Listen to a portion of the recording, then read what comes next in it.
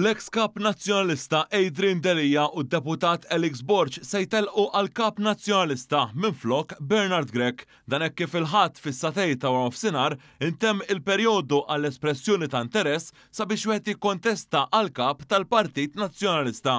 It-telliqa bejn żewġ kandidati ġiet ikkonfermata minn il-ħadd wara nofsinhar hekk kif il-bib prinċipali tal-istamperija kien magħluq u stajna ninnutaw li ħadd ma kien hemm imma reception jew xi ħadd fuq ġewwa tal-binja. It-tnejn li għadda fuq il-medja soċjali l-ex kap nazzjonalista Adrian Delija ikkonferma li mill-ġdid li tisir kap nazzjonalista, però l-għada id-deputat Elix Borg ħabbar ukoll l-interess tiegħu jum wara jiġifieri l-erba' Borg tefaq uffiċjalment l-espressjoni ta' interess. Is-sibt l-ex kap nazzjonalista iddikjara b'mod uffiċjali l-espressjoni ta' interess sabiex jerġa' jsir mill-ġdid kap tal-Partit Nazzjonalista.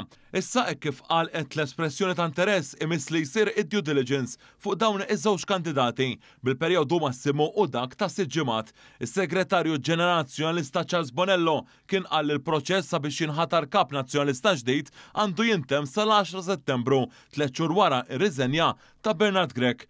Sanittant, aktar kmin il-ħadd f'kitba fuq Facebook, l-ex deputat nazzjonalista, l-avukat Franco De Bono, indika li mhux ħireġ għal kap nazzjonalista.